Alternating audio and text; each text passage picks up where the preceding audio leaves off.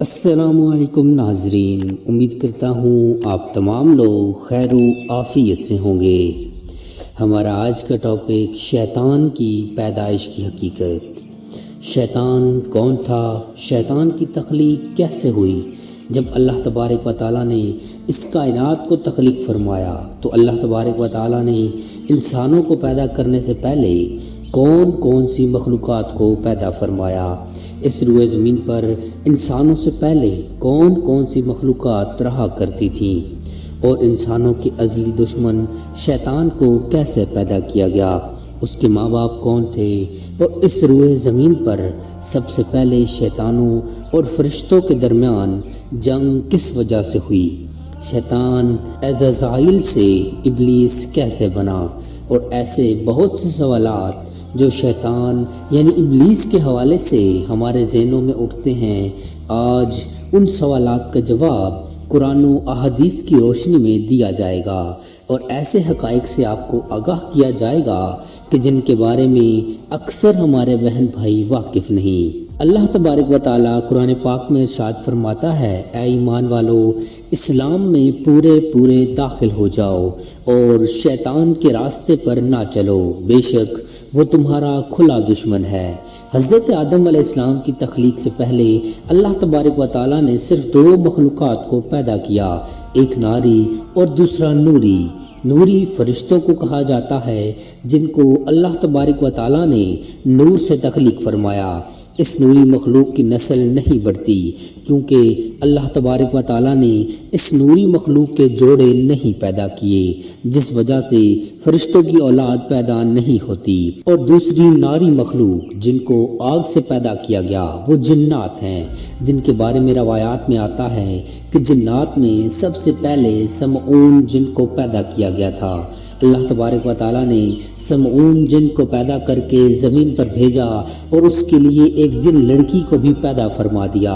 اس طرح اس جن نے اس لڑکی سے شادی کر لی، جس سے ان کی نسل خوب بڑھی، اور یہ جنات اتنے زیادہ ہو گئے کہ پوری روح زمین پر پھیل گئے۔ شروع میں یہ جنات فرشتوں کی طرح ہر وقت اللہ تبارک و تعالیٰ کی عبادت میں مشغول رہا کرتے تھے، اور پھر آہستہ آہستہ ان میں سے کچھ جنات نے اللہ تبارک و تعالیٰ کی نافرمانیاں کرنا شروع کر دیں اور اللہ تبارک و تعالیٰ کے حکم کو ماننے سے انکار کر دیا، جس کی وجہ سے یہ ناری مخلوق اللہ تبارک و تعالیٰ کی نافرمان مخلوق بن گئی۔ شیطان کے ماں باپ۔ جنات میں سے ایک نامی گرامی جن کا نام چلیاپا تھا اور اس کی بیوی کا نام تبلیز تھا۔ یہ دونوں بہت ہی قد آور اور بہادر تھے۔ کہا جاتا ہے کہ چلیاپا جن کی شکل و صورت ببر شیر کی طرح تھی اور تبلیز کی شکل بھیڑیے سے ملتی جلتی تھی۔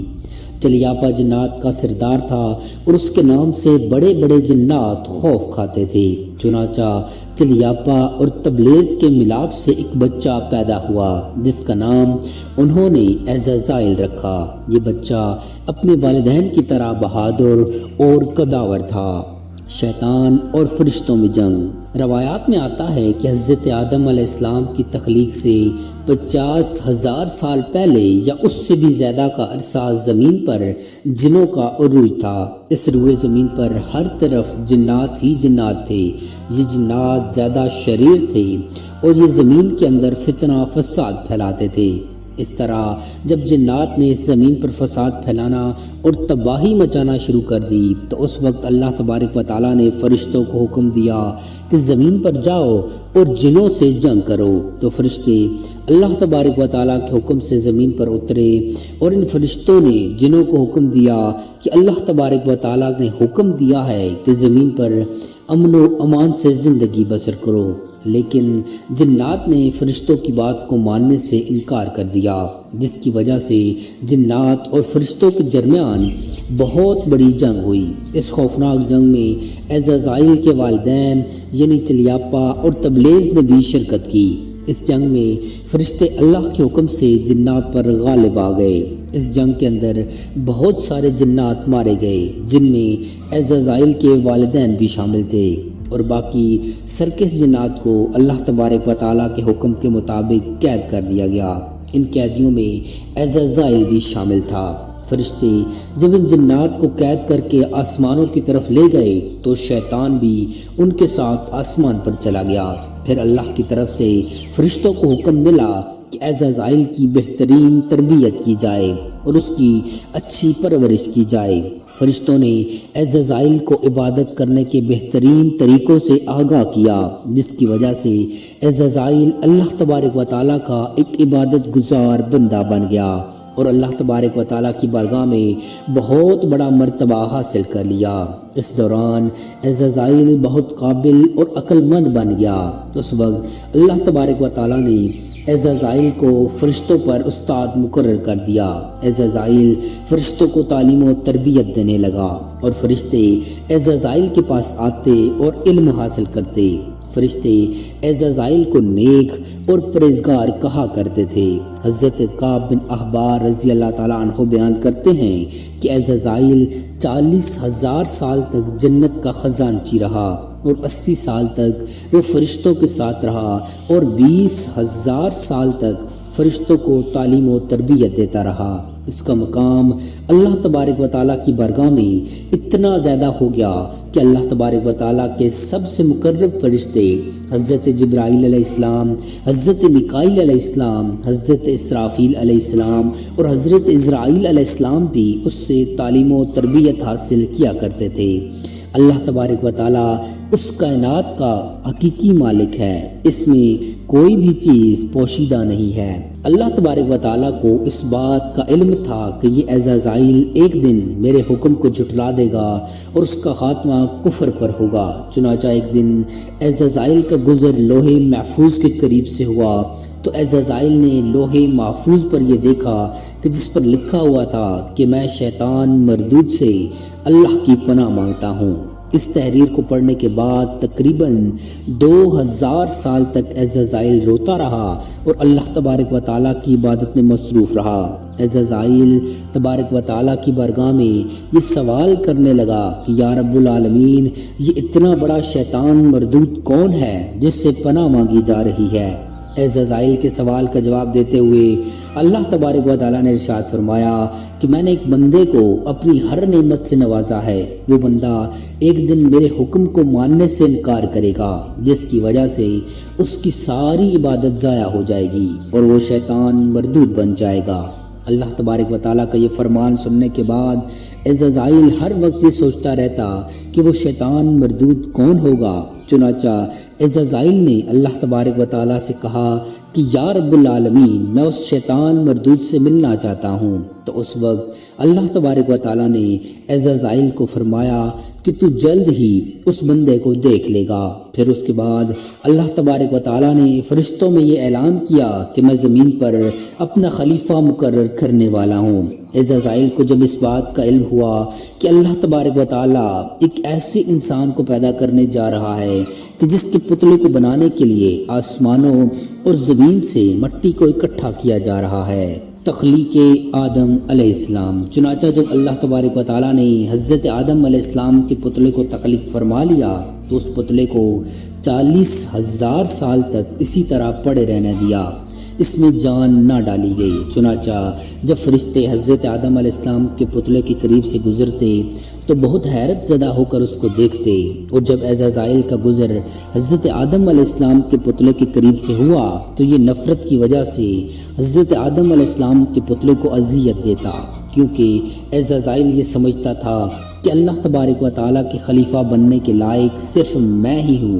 اسی وجہ سے وہ حضرت آدم علیہ السلام کے پتلے کو اذیت دیتا۔ جب عزرائیل حضرت آدم علیہ السلام کے پتلے کو مارتا تو اندر سے مٹی کے کھنکنے کی آواز آتی۔ چنانچہ جب اللہ تبارک و تعالیٰ نے حضرت آدم علیہ السلام کو تخلیق فرمایا اور اس کے اندر روح بھی داخل کر دی تو اس دن اللہ تبارک و تعالیٰ نے سب فرشتوں کو حکم دیا کہ سب میرے پاس اکٹھے ہو جاؤ۔ جب سارے فرشتے اللہ تبارک و تعالیٰ کی بارگاہ میں حاضر ہو گئے تو اللہ تبارک و تعالیٰ نے حکم دیا کہ میں زمین پر اپنا ایک بندہ پیدا کرنے والا ہوں جو زمین پر جا کر میرے حکم کی تعمیل کرے گا۔ اور اس وقت فرشتوں نے اللہ تبارک و تعالیٰ کی بارگاہ میں عرض کی کہ یا رب العالمین، یہ بندہ زمین پر جا کر تیرا نافرمان ہو جائے گا۔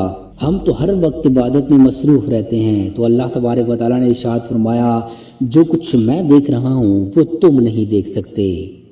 شیطان کی بغاوت۔ اس وقت سب فرشتوں کو حکم دیا گیا کہ حضرت آدم علیہ السلام کو سجدہ کرو، تو تمام فرشتے اللہ تبارک و تعالیٰ کے حکم کے مطابق حضرت آدم علیہ السلام کو سجدہ کرنے کے لیے جھک گئے، لیکن عزرائیل نے حضرت آدم علیہ السلام کو بغض اور تکبر کی وجہ سے سجدہ نہ کیا۔ اس وقت اللہ تبارک و تعالیٰ نے عزرائیل سے پوچھا کہ تم نے سجدہ کیوں نہیں کیا؟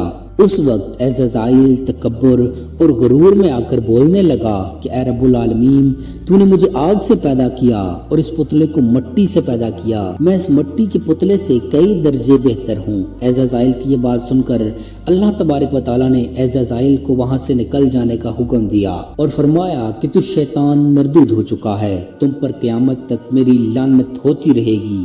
اس وقت عزرائیل کو اس بات کا علم ہوا کہ لوح محفوظ پر جس شیطان کا ذکر تھا وہ در حقیقت میں ہی ہوں۔ اس طرح جب عزرائیل اللہ تبارک و تعالیٰ کی نافرمانیوں کی وجہ سے شیطان مردود بن گیا تو اللہ تبارک و تعالیٰ سے کہنے لگا اے رب العالمین، میں چاہتا ہوں کہ مجھے قیامت کے دن تک زندہ رہنے کی مہلت دی جائے۔ تو اللہ تبارک و تعالیٰ نے شیطان مردود کی بات مان لی اور اس کو قیامت تک کی مہلت دے دی۔ اس وقت شیطان مردود اللہ تبارک و تعالیٰ کی بارگاہ میں عرض کرنے لگا میں تیرے بندوں کو راہ سے بھٹکاؤں گا اور ہر طرح سے تیرے بندوں کو تیرے حکم کا نافرمان بناؤں گا، اور بہت سارے تیرے بندے میرے شکنجے میں آ کر تیری نافرمانی کرنے لگیں گے اور گناہوں کے اندر مبتلا ہو جائیں گے۔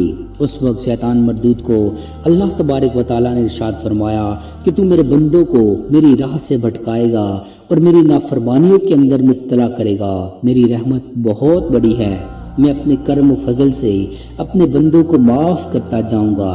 اس طرح غرور اور تکبر کی وجہ سے عزرائیل شیطان مردود بن گیا اور اللہ تبارک و تعالیٰ نے لعنت کا توق اس کے گلے میں ڈال کر اس کو آسمان سے نیچے پھینک دیا، اور اس طرح شیطان مردود ہمیشہ کے لیے اللہ تبارک و تعالیٰ کی رحمت سے دور ہو گیا۔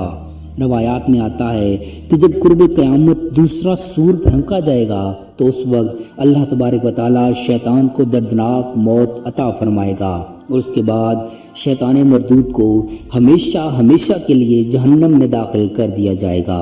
اللہ تبارک و تعالیٰ سے دعا ہے کہ اللہ تبارک و تعالیٰ ہمیشہ اپنی فرما برداری میں زندگی گزارنے کی توفیق عطا فرمائے اور شیطان مردود کی شر سے ہمارے اہل و عیال کو اور تمام امت مسلمہ کو محفوظ رکھے، آمین۔ امید کرتا ہوں آپ کو ہماری آج کی ویڈیو پسند آئی ہوگی۔ مزید ایسی انفارمیٹیو ویڈیوز دیکھنے کے لیے چینل کو سبسکرائب کر لیجئے۔ جزاک اللہ خیرہ۔